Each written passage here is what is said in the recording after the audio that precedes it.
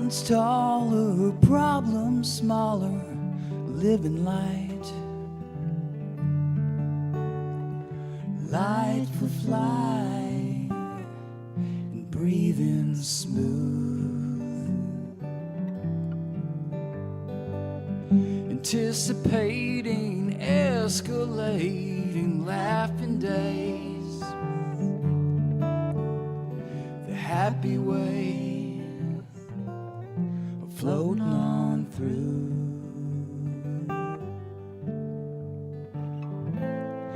Far out in the clouds above, sailing along with greatest love. I'm setting out on a brand new life. It's very nice, so very nice, living in a smile.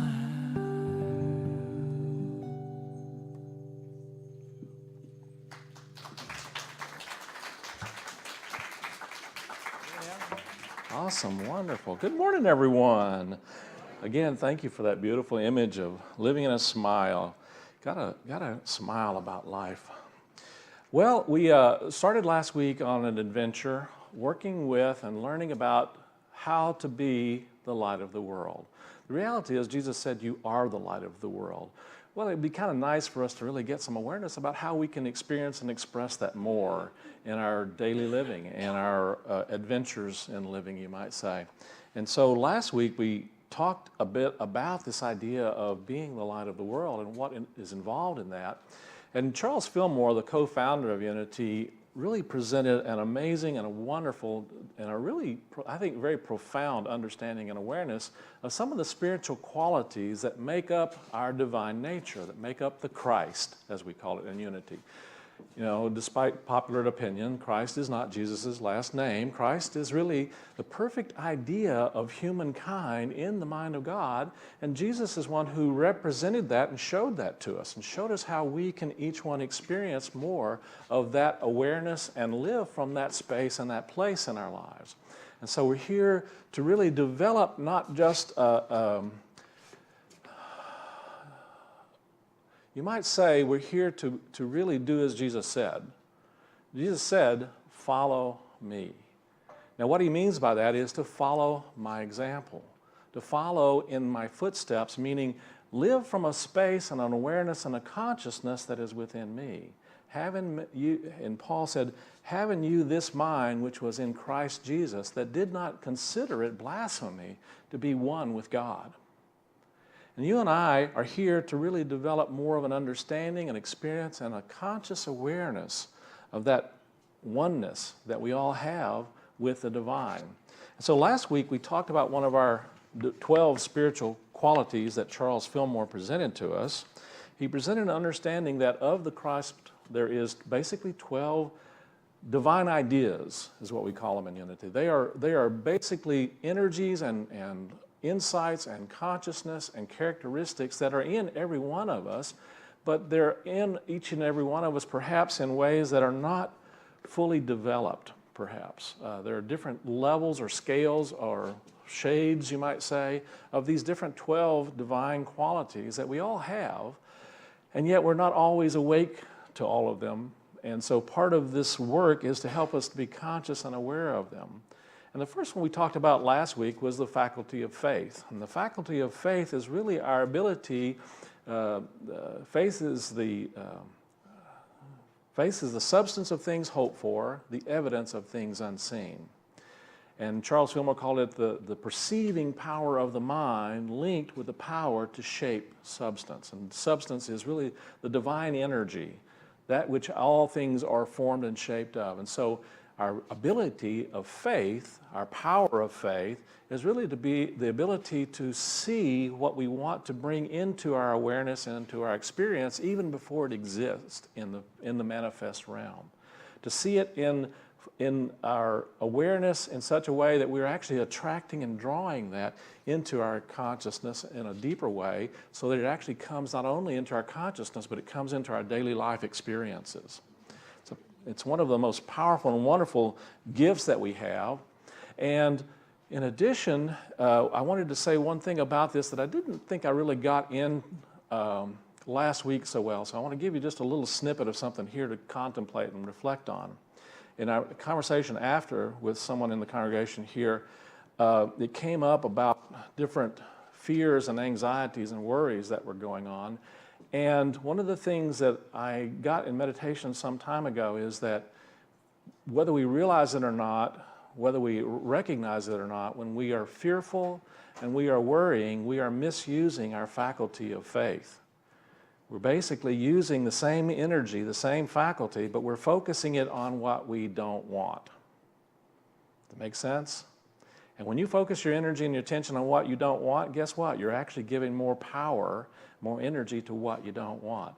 So I woke up this morning with a real clear message. You know, sometimes I hear little insights and little voices, and the inside it says, stop focusing on what you don't want and start focusing on what you do want. That's the correct use of faith. Faith is looking beyond the appearances and seeing what it is you truly want to see and experience more of, and focusing your energy and attention in that way so that you are really vibrating in harmony and alignment with what it is that you truly want in your life.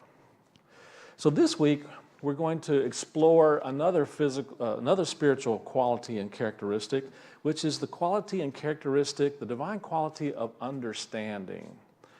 Understanding. You know, interestingly enough, there's a different correlation of different places in the body, and understanding is, faith is actually in the very center of the brain, which is connected to the pineal gland. And the pineal gland has, throughout many cultures and teachings, has been connected to this inner sight, this ability to have faith in something.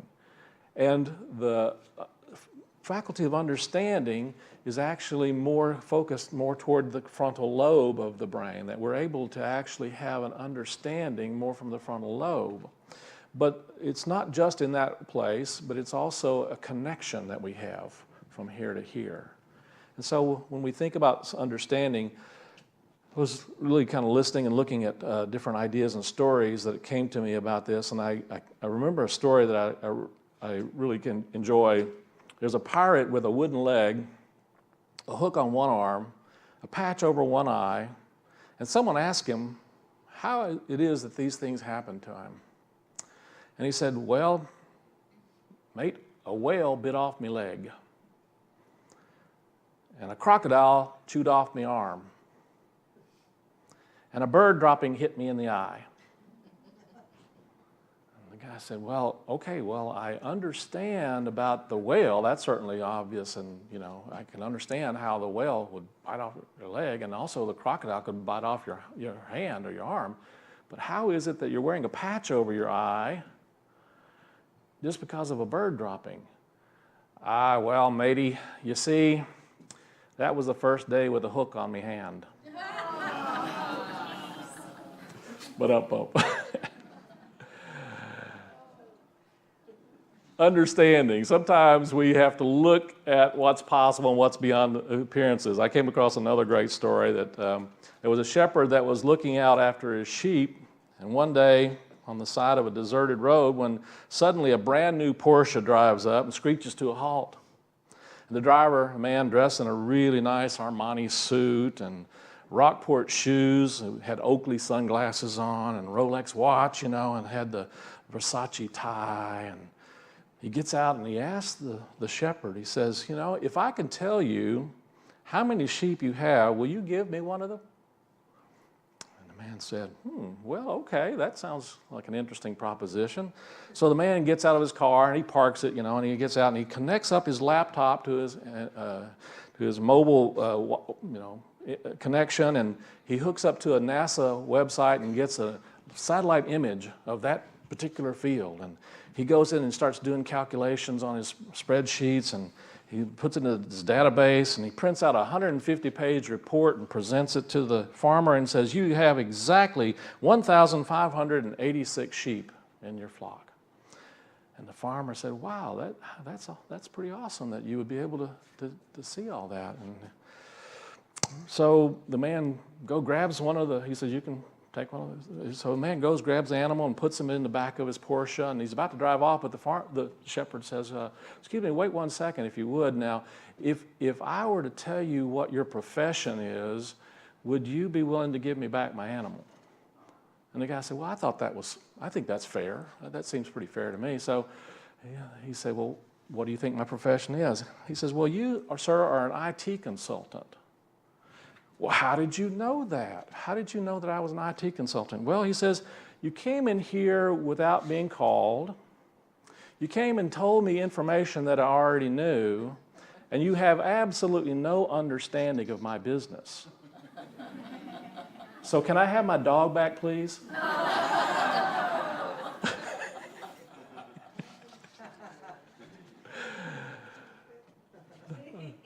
Understanding.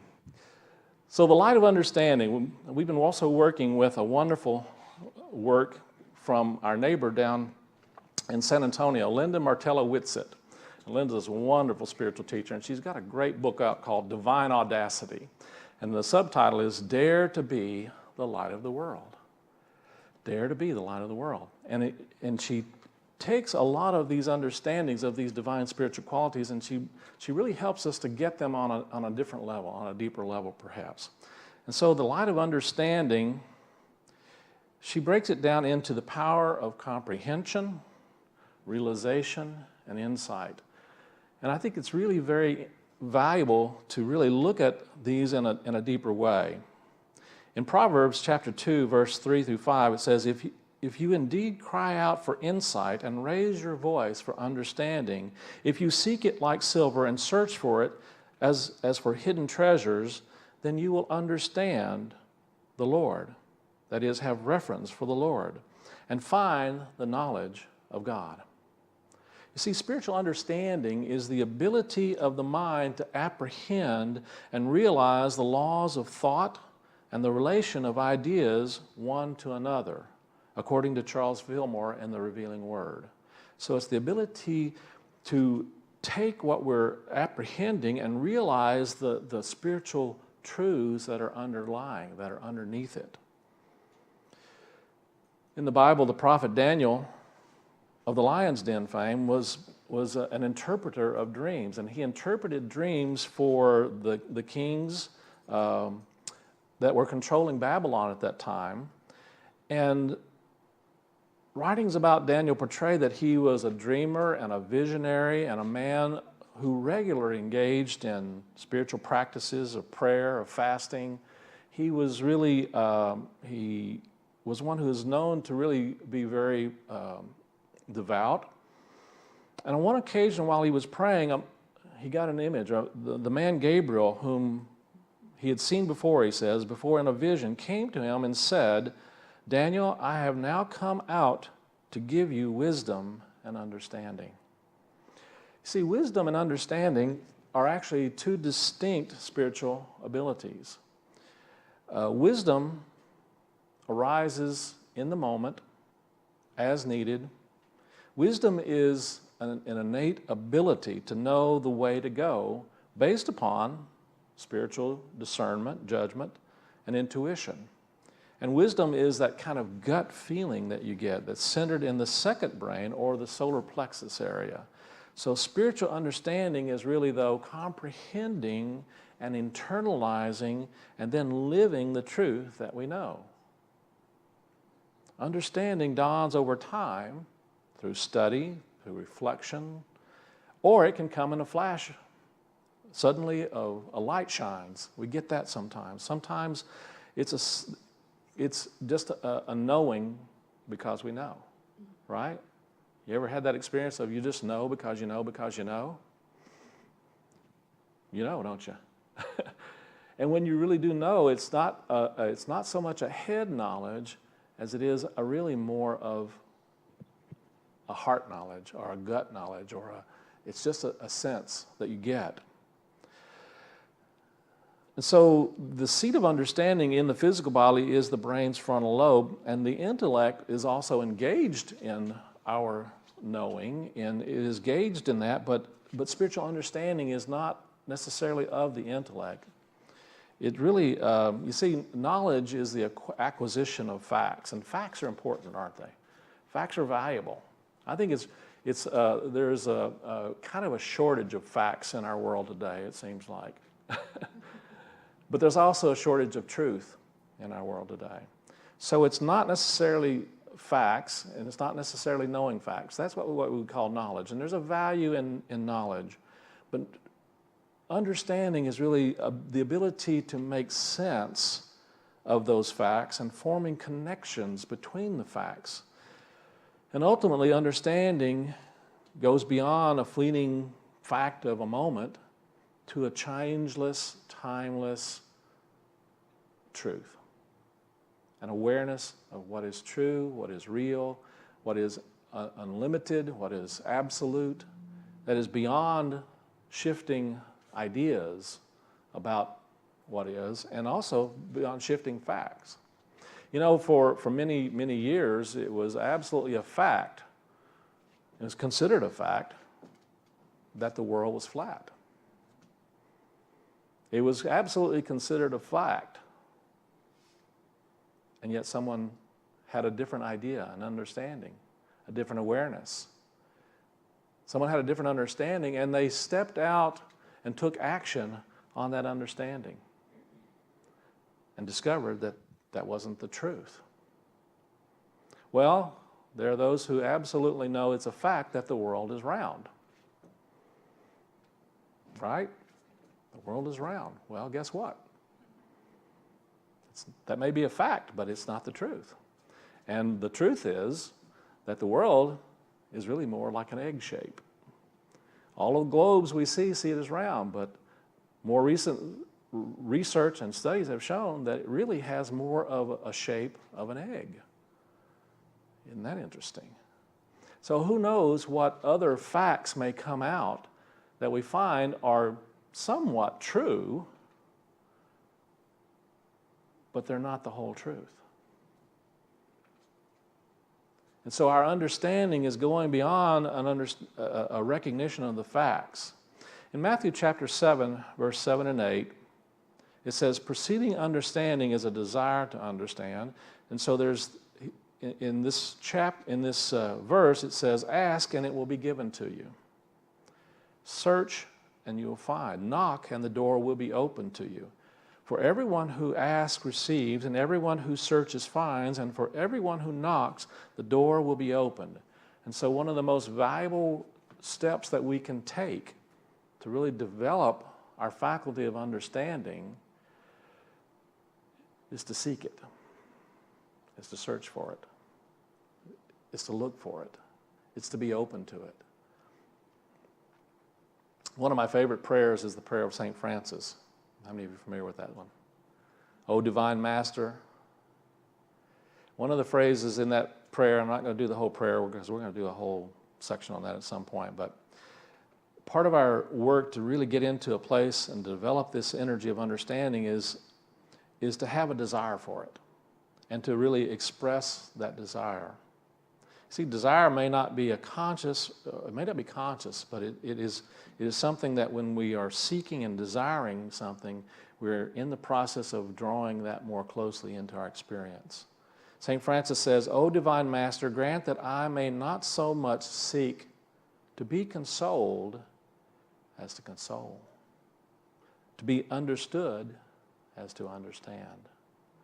How often do we find ourselves really feeling the energy of, I wish you understood me. It's pretty common in our world. Trying to get others to understand us, right? Trying to get others to see things our way. Trying to get others to see from our point of view. It's kind of habitual, really. It's kind of and it's not a bad thing, but it doesn't necessarily lend to our developing our own energy of understanding. Wouldn't you agree? What really lends to our own faculty of understanding is to be open to allowing ourselves to be more understanding is to let that be the first thing in our experiences. Rather than trying to get someone else to understand our point of view, first being open to listening and hearing and understanding the other.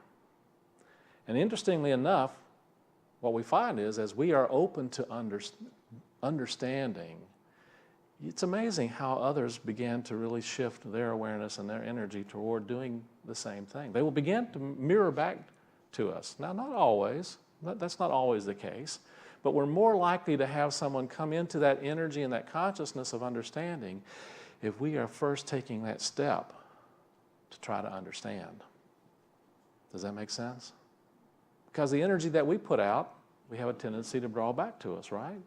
Now, it may not always come from the same place, and it may not always come at the same time. Someone may have an experience of us moving into a place of understanding, and then don't really get it at that moment, but sometime later really have an awareness. Oh, this person was really trying to understand me. And what's that like? What could I do to be more understanding, perhaps? Charles Fillmore said, no one ever attains spiritual consciousness without striving for it. And so I remember many, many years ago, I was trying to recall exactly when this was in my journey, my spiritual journey, and I can't recall whether it was absolutely, but I think it was either very early days of being in unity, or it was just before I actually discovered unity. And I can't remember exactly when, but I remember coming across this verse in 1 Kings chapter 3, verse 9. And this is from Solomon, who is considered to be the most wise leader. Solomon's prayer of understanding was, give me an understanding heart so that I can govern your people well and know the difference between right and wrong. For who by himself is able to govern this great people of yours? Now, metaphysically, the people of Israel has to do with, is symbolic of our own spiritual thoughts.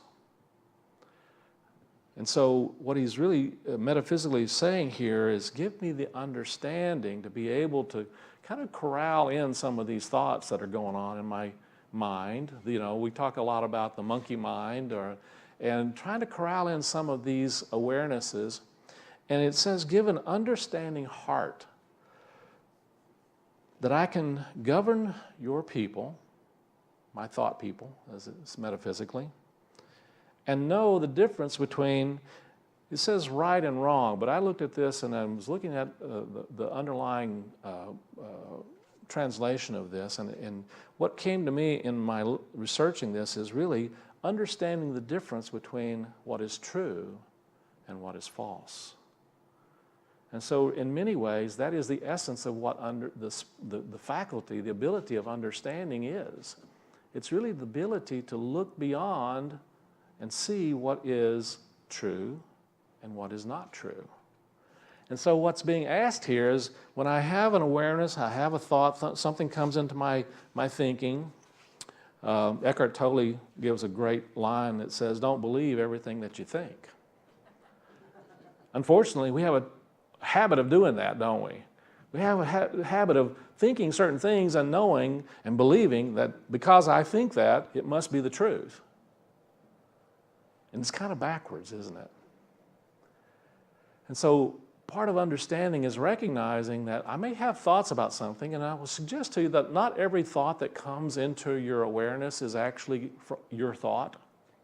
Did you realize that? It didn't necessarily come from you. It oftentimes comes from race consciousness, and I can tell you not everything that goes on in race consciousness is based in truth. Wouldn't you agree? And so part of the faculty of understanding is really allowing ourselves to be open and actually desiring to know the truth. Looking beyond the facts, looking beyond the circumstances, looking beyond the appearances, and being open to hearing and knowing what is the truth of this circumstance and situation. What's the larger, deeper, more lasting truth, you might say. And so Linda, in her wonderful book, breaks this down into three different energies is what I call them, but they're actually three different kind of ways of understanding. One is comprehension.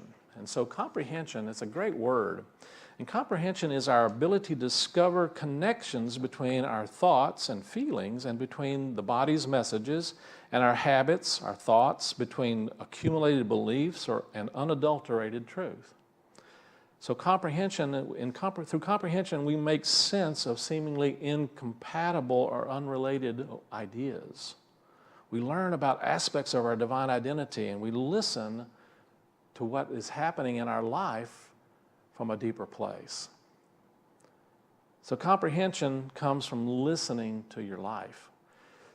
If you think about your life, there is a message in everything that goes on in your life right now. Do you realize that? There is something in every little thing that goes on in your life that's trying to show you and teach you something about the essence of who and what you are. And most of the time, it's kind of like Cliff Notes. We try to skim over those, right?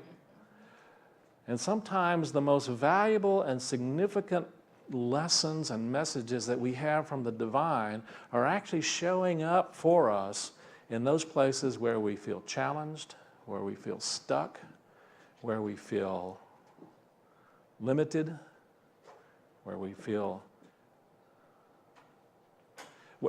interestingly enough, where we feel like it's somebody else doing it to us. When we get caught in that place, you know that place? You know, the inner victim? Yeah, it's just raise your hand. We all got an inner victim. We do. And so part of our work is learning to understand that we do have that within us, but it's not the essence of who and what we are, right? And it's a shifting in that awareness and comprehending more from a level of the power that is within us. Charles Fillmore says, there are two ways of getting understanding. One is by allowing the guidance of spirit that dwells within, and the other is to go blindly ahead and learn from hard experiences. Either way, we wind up getting some understanding, don't we?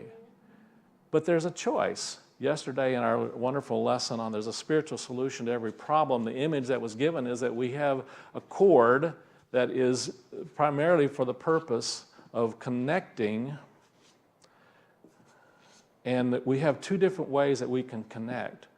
We can take this cord and we have a choice whether we're going to plug it into the divine or we're going to plug it into the world, to the illusions, to the challenges, to the problems.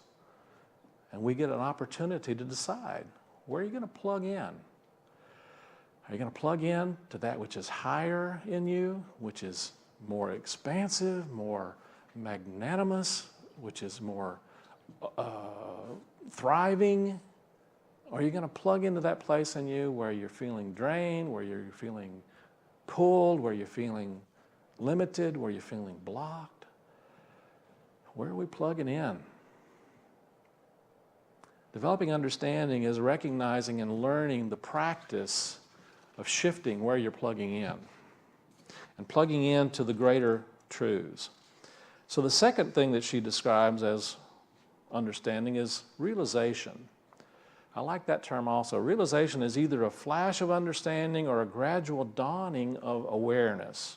Realization comes as a result of a growing comprehension, where comprehension can be either effortful. Realization is often effortless. In other words, it just comes to us. We just get a realization. Suddenly, I knew what all it meant. It was revealed to me. And one of the things she points out that is really interesting, I shared this before, a full 40% of the Bible stories are written in the forms of visions and dreams. Are you aware of that? Are you aware that about 40% of the Bible, I won't say most, but about 40% of the Bible is actually someone's vision or someone's dream? And it's really valuable for us to understand that oftentimes we are given understanding, and that's one of the values and the purposes of our dreams, is to help us to have an understanding. I'm actually working on a course and a class, and I've taught this before a number of different places and ways, on how to understand our dreams. that's the essence of it. I haven't decided what I'm going to be the title of it yet. I'm still working on the title, but it really has something to do with our divine nature and our dreams, and how we can experience more of our divine nature by understanding some of the messages and the symbols that we get in our dreams, because they're not there just to entertain us, although they can be pretty entertaining at times. They're not there to just entertain us. They really are a part of our consciousness and a part of helping us to move into a greater awareness of our possibilities as spiritual beings. And so it's valuable to recognize that all of the different characters in our dreams represent some part of our nature and some part of our being. You realize that? Every character that you have in your dream, regardless of whether it's a skunk or a bear or whether it's a tugboat or a ship, there's something in that represents something in you on a soul level.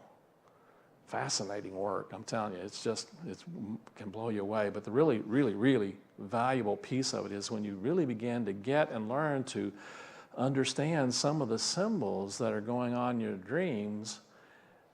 And then you begin to recognize that the same thing is true of what's going on out here in your waking life. And that all of the people that show up in your life are there to represent some aspect of you. When you really get that understanding, your awareness of understanding really begins to pull up. So, understanding, realization. Our dreams can help us move into a realization of what the world and life and the universe and spirit and the divine are trying to show us. And as we began to develop that, Charles Fillmore says, whereas comprehension engages our intellect, realization arises from our heart, which Charles Fillmore considered actually another brain. You see, he considered it the center of truth. In its beginning, this seemingly strange source of knowledge is often turned aside as a daydream. Again, it seems a distant voice or an echo of something that we have perhaps heard and forgotten. He says, one should give attention to the unusual and usually faint whispering of spirit in man. It's not of the intellect, and it does not originate in the skull. It is the development in humankind, he says man, but it's man and woman, of a great capacity to know himself and to understand the purpose of creation. This is in the 12 powers. And so the third thing that Linda Martilla-Whitsitt talks about in terms of developing understanding is an insight. And insight is our capacity to employ realization in a particular circumstance. You might say it's applied understanding. I like that idea of it being applied understanding. You see, you can cultivate insight. For example, you have a conflict with your boss, or your child suddenly withdraws. The more you have comprehended and realized spiritual truths, the more likely that your insights will be accurate and useful in those circumstances. Insight is not cold intellectual calculation. It's not psychological analyzing. It is a spiritual intelligence, and it arises both from the head and the heart. Jacob Needleman says, the mind, the intellect, is not simply the logical, analytical, or even intuitive organ located in the head. The real mind, the real instrument of understanding, is a blending of at least two fundamental sources of perception, the intellect and the heart. The intellect and genuine feeling. That genuine feeling is not the same thing as emotional reaction. Very good distinction. There's a difference between authentic feeling and our emotional knee-jerk reaction to circumstances. Can you see that? You understand that? There's a real power in knowing that. And one of the things that really helps us is to recognize that compassion is really the fruit of understanding. You cannot really have compassion in this world unless you're open to understanding another person, knowing where they're coming from, knowing a little bit more internally about the possibilities of their life experiences, and knowing that also that ultimately they are a spiritual being just as you are. True understanding really comes from that awareness, that ability to see the truth in another person, in a circumstance. So insight is my sense of understanding deeply that my neighbor and I are both cut from the same cloth, that we are one. Insight also is our awareness of how to respond rather than to react to situations and circumstances, and how to behold the inherent good in others as well as within ourselves, and how to behave in the light of that truth. So let's talk a couple of seconds about a couple ways that we can develop this understanding. One is certainly meditate on the idea and ask for understanding. Think about the circumstances in your life that you've perhaps are experienced some challenges with. And just ask for that light of understanding.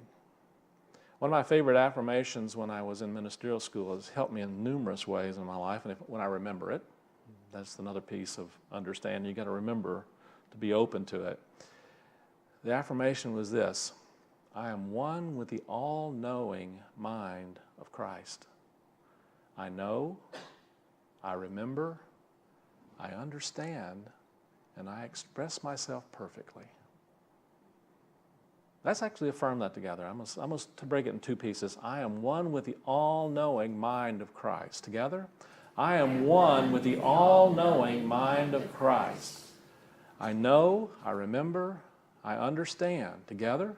I know, I remember, I understand, and I express myself perfectly.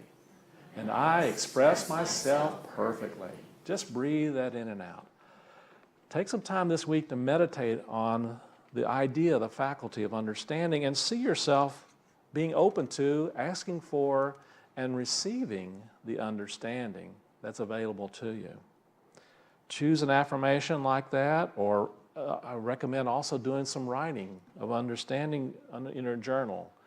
Write out things that come to you and that awarenesses that come to you about circumstances that are beyond the appearances and beyond the circumstances.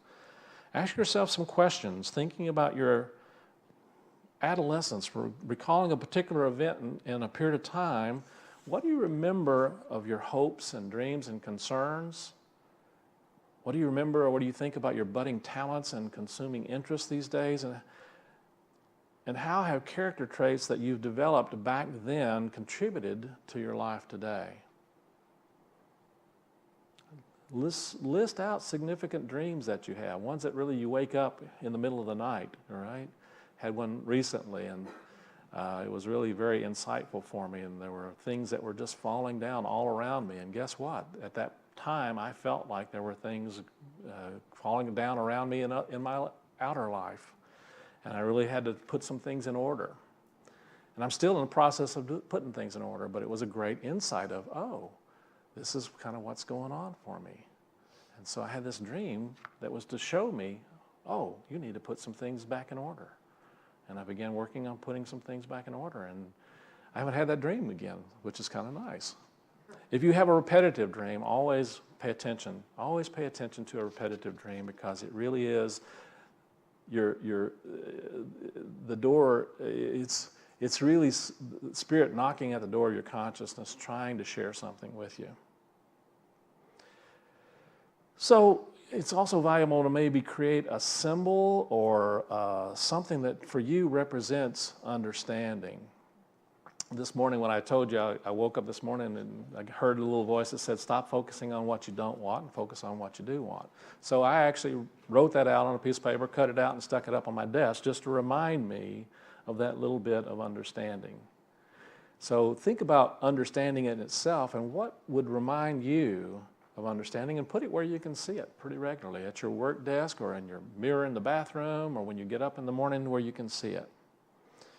So these are just some tips on how we can develop this power of understanding our lives, and more than anything, just simply being open. Grant me that I may not so much be to be understood as to understand. When you find yourself in that place where you're trying to get someone to understand you, take a moment and pause. Put on the, in the old days in the VCR, you could actually pause it and you can see it freeze in the frame there, and you can freeze it. Nowadays, you can maybe do that with some of the new discs. You can do that probably with videos. I haven't done it recently, but yeah, I think you can do that with videos. You can digital videos, you can pause them and it just freezes an image. So if you find yourself in a situation where you're trying to get someone to understand you or your point of view, take a moment in your mind, pause that, and see it frozen in time, and maybe even rewind it a little bit, and give it a second possibility. And in that moment, ask to experience an understanding of yourself, an understanding of the other, an understanding of truth. And see if you don't get some realization and some insight. I'm going to suggest to you that you will. And when you do, push the play button and redo it. See it differently. Go through it differently. So let's move into our meditation time. So let's just take a nice deep breath. Breathe into that heart space. Just centering my awareness above my brow, I turn inward to the front of my brain. And I locate the physical seat of spiritual understanding. Inhaling and exhaling intentionally, drawing breath to this area of my brain, responsible for logic, mental association, planning, impulse control. And I shine the light of understanding, a precious golden thread, shining throughout my frontal lobe. See that golden light cleansing my brain, and I see it clearing any foggy thinking or any misunderstanding, understanding that's not based in truth.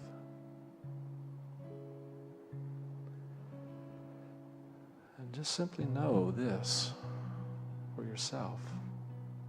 I am the power of understanding. And listening to my life and making meaningful connections between my experiences, my thoughts, my beliefs, and my feelings.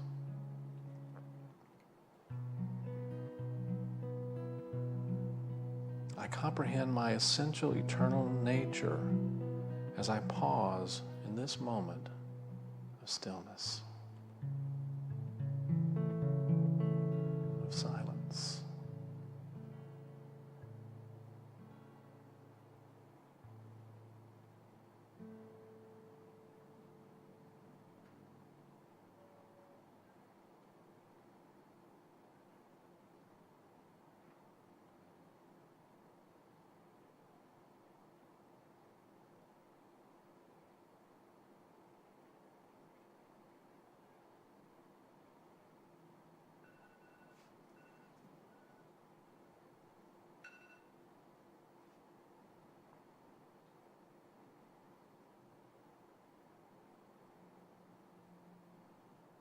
And from this place of stillness and silence, I call forth from within my realization ability. I feel confident and at ease that flashes of awareness will come as I arise from this place of silence and as I move about into my day and my week. I am spiritual light, seeing beneath the words and actions of others and to their true spiritual nature and my own. I'm sharing the compassion which is the fruit of my understanding and insight of oneness. I see myself acting in ways that foster connection and unity. And know that divine understanding is my spiritual name and nature. Through my complementary powers of understanding and will, I am willing and choose to understand. I'm willing to suspend judgmentalness about others, about myself, to understand the divine intentions underneath every appearance. I am divine understanding, and by the power of understanding, I learn from my life, and by the power of understanding, I learn from the one mind through which I realize eternal truths. I am divine understanding. Just breathe that in and out now. Allow yourself to know and see, to feel, and to understand. Take another nice deep breath, and when you're ready, stretch a little bit. Take one more nice deep breath, and when you're ready, gently open your eyes and be present here and now. And so it is.